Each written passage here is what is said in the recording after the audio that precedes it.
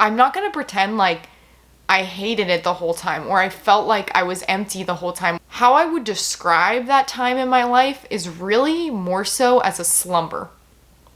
Having those crazy memories, I wanted something to fill superficial, surface level friendships that feel really deep and real because you feel like you can be yourself when you're drunk. Hey guys, I'm Kaitlyn and this channel is Sarah and Kaitlyn. But Sarah's not here with me today because I'm talking about something from my own personal experience. And that is all about the party scene in college and specifically the cycle of binge drinking and how to get out of it. These types of videos is what our channel is all about. If you look, you will see it. We talk about the real life stuff. We talk about the struggles and we talk about it in a way that's going to set you free. So today I'm talking about that cycle of partying and wondering if it's all worth it and wanting to get out but not being able to and not knowing like why you keep doing the things that you regret. So with that, please subscribe to our channel. We almost have 1,000 subscribers. I'm so excited and so happy, and this is what our channel's all about.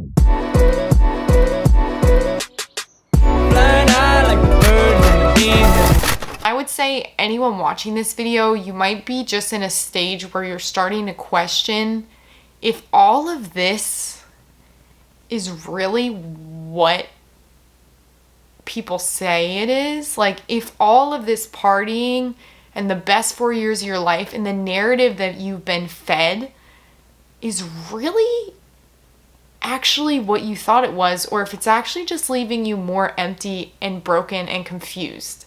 And that was me. My freshman year, before I started following Jesus, this is a big part of my testimony, and I've mentioned it on this channel multiple times. I got totally wrapped up in this party life. I was going out all the time, drinking. I was in the sorority.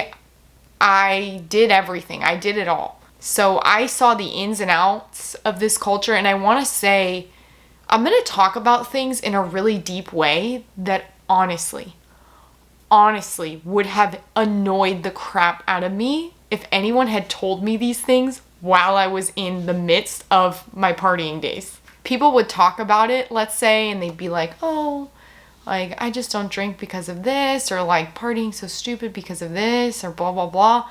And in the midst of those days for me, I'd be like, they're just so inexperienced. They don't know. They're kind of just babies, honestly. If some of the things that I say in this video try you, they would have tried me too, but they don't anymore because of the point that I'm at now. And the thing is, I didn't realize all of this at once. It was honestly a 1.5 year learning experience for me to take a step back and look and see what was really going on in this party culture. This was my freshman year of just drinking and partying. And honestly, for the first few months of it, it was fun. I use that word sparingly because I have a different definition of fun now. But I'm not going to pretend like I hated it the whole time, or I felt like I was empty the whole time, or I felt like confused the whole time. How I would describe that time in my life is really more so as a slumber. And not in a deep way, just I wasn't thinking too deeply about my decisions. I'm just kind of like going throughout my life, really chasing the highs that come with partying. That was it for me. I was chasing the high of attention, of being the life of the party, of having those crazy memories. I wanted something to fill and give me that excitement and get rid of the boredom and the pain that comes with everyday life. And going out is the very easy way to get that high in life. You get lots of drama, you get attention from people you don't know. You become someone different when you're drinking that you always want to be. You've become fun and outgoing. And partying, honestly, like it wasn't that deep for me. That's why I did it. 5 months in, 6 months in, 6 months in, let's say. I slowly started to question if this party life was all that it was cracked up to be. I grew up in a Christian background and I knew God, kind of, but my faith had never really been mine. It was just something that other people talked about for me. And I said I believed in God, but really my actions didn't make sense. And I would say during that time period of partying, I really just kind of forgot about God. It's not like in my conscience I was purposefully rebelling against him or trying to disobey him. I just was so full of the empty promise that is the party life that I just didn't think about God. I didn't pray. And I say that to say about 6 months in, I kind of all of a sudden like woke up. Like I remembered that I used to pray. I know this is weird, but like I all of a sudden was like, wow, I haven't prayed in months. And it was then in the morning after a horrible night before, I was hungover, I was tired, that I finally, by the grace of God, started to question things. And the layer of the onion got peeled back a little bit. And I started to wonder if all of this was really healthy, but I didn't want to admit that life without alcohol or drinking was a thing for me. I honestly remember writing in my journal that it's just not possible to have a social life in college without drinking. And for me at the time, now that seems dramatic, but it made sense at the time when you look at my life. Because the people that I was surrounded by, for the most part, I have some good friends in my life still from that time period. So if you're watching this, please don't think I'm talking about you. The things and the spaces and the places that I was mostly spending my time in were related to drinking. The friends that I was with, what did they like to do? They liked to drink. The sorority that I was in, what were most of the events around? They were around drinking. So, of course, it made sense that I felt that way. It was then that if I realized nothing else, I started to realize that alcohol had become the social fabric, as I like to say, of my entire social life. The thing that if you take it away, everything else crumbles. Everything that I was living in was built around alcohol. And I think anyone who parties or drinks can actually relate to this if you think about it.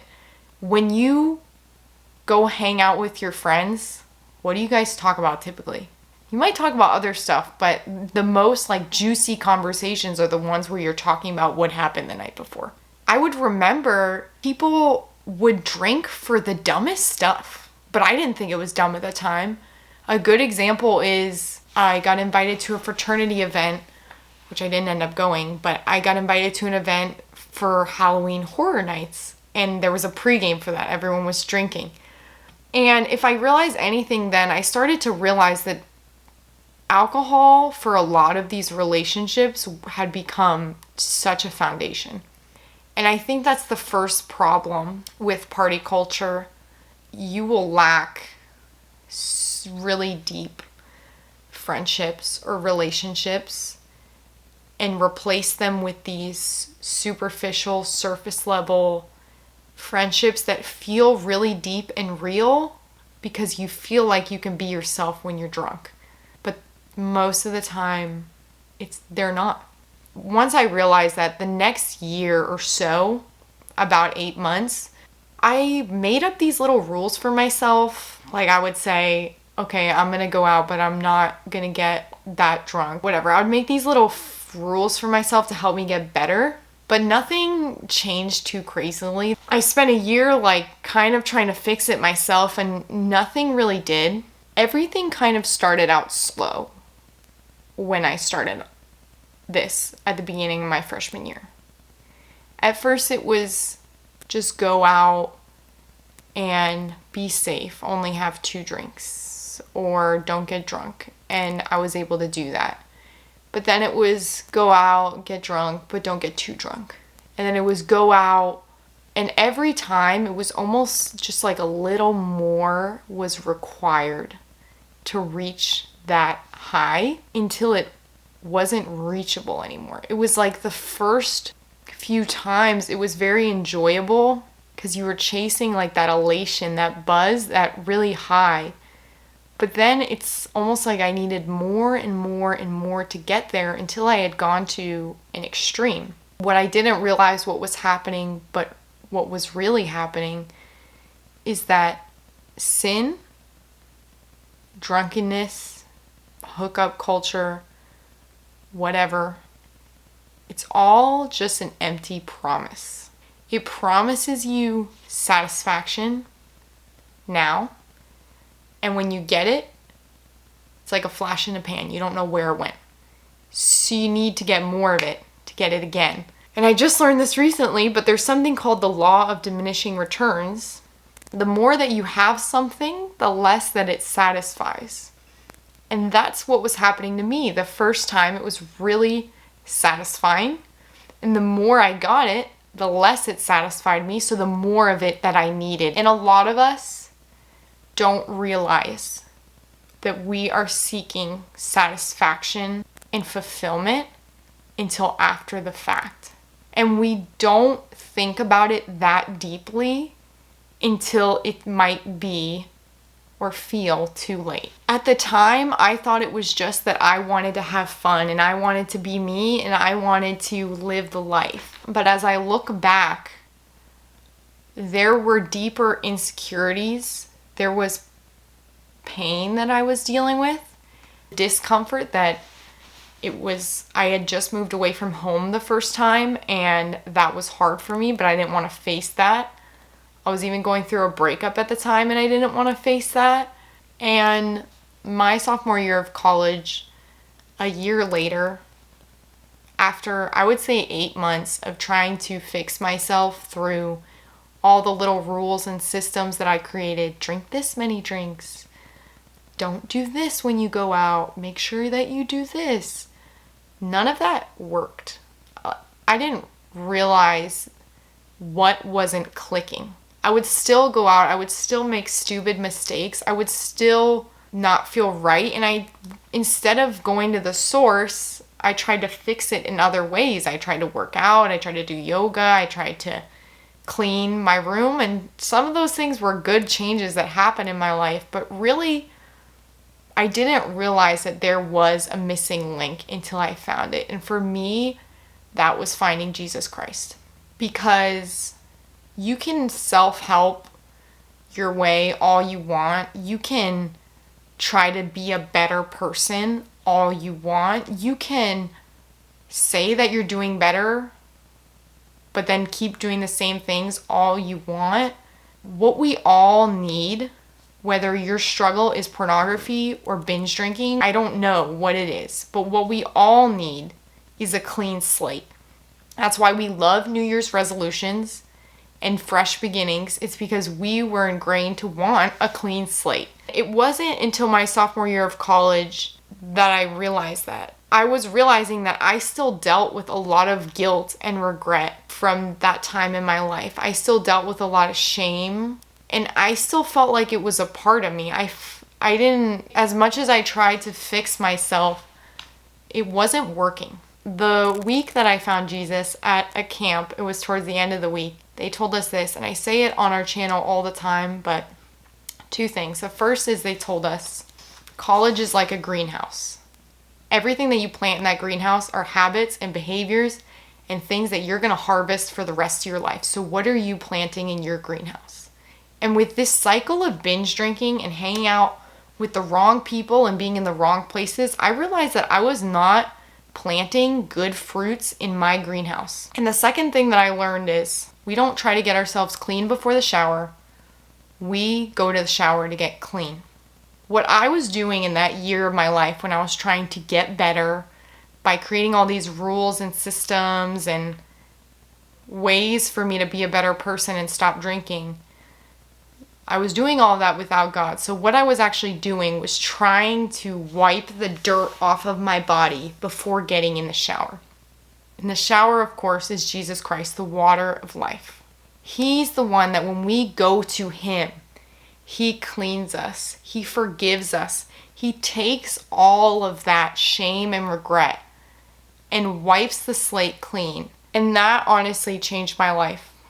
Because I no longer didn't want to drink just because I knew it was bad, it actually gave me an internal motivation that I didn't want to live this life anymore because I loved God so much, and He put in me a thirst to do what is right. And He put in me the satisfaction and fulfillment that I needed to set me free from this cycle of binge drinking, because we are all craving something.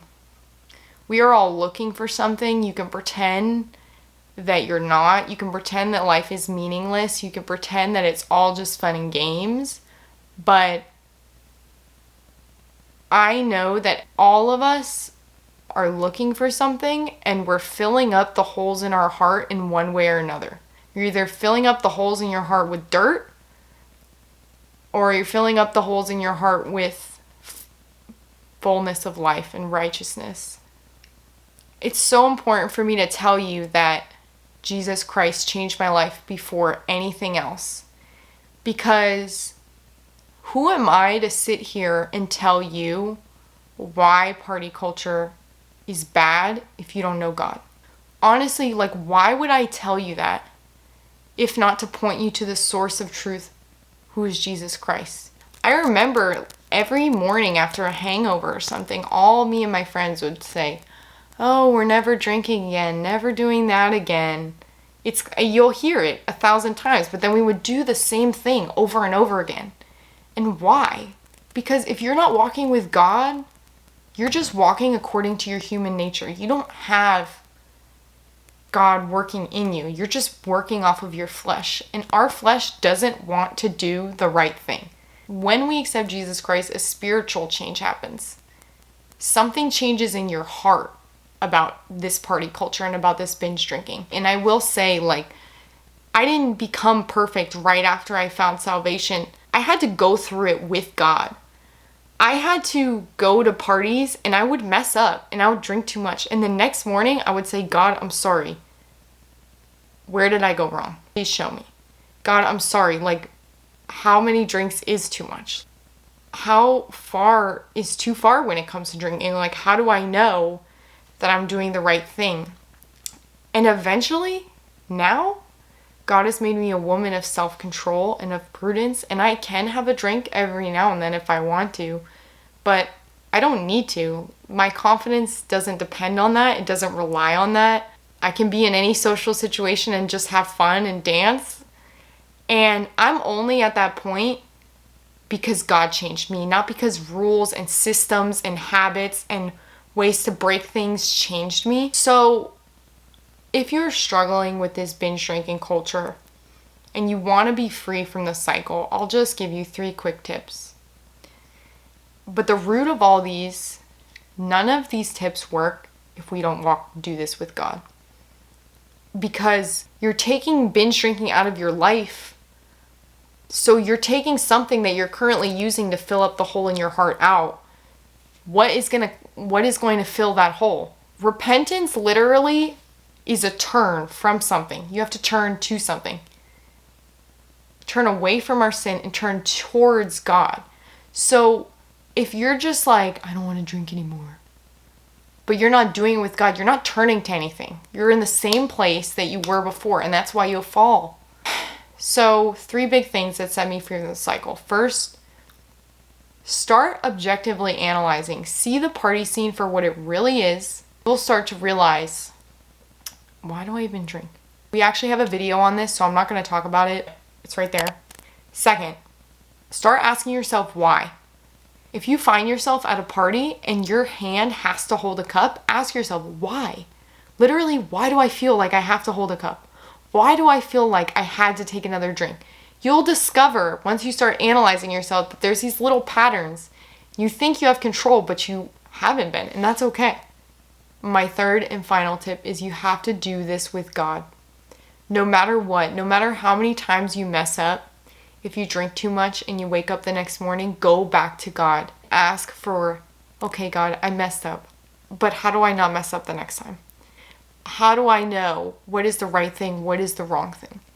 Do it with God. Somebody told me that advice, and it was the best advice ever, because I knew that I was on this journey And God was walking with me, and I could go back to him, and I was going to get better, but I had God with me. So it's okay to ask questions, and it's going to be hard sometimes. Like, you might have to go to parties and feel really awkward. I'm not saying it's going to be easy. You might have to feel really uncomfortable sober in a bar, and that's okay. Because you're walking with God, and that is what is going to drive you through all this and set you free.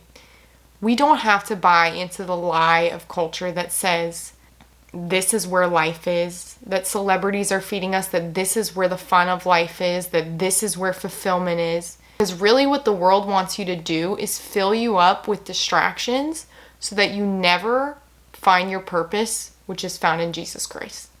That's what this world wants you to do, and that's why the devil wants you to just waste your life in party culture drinking.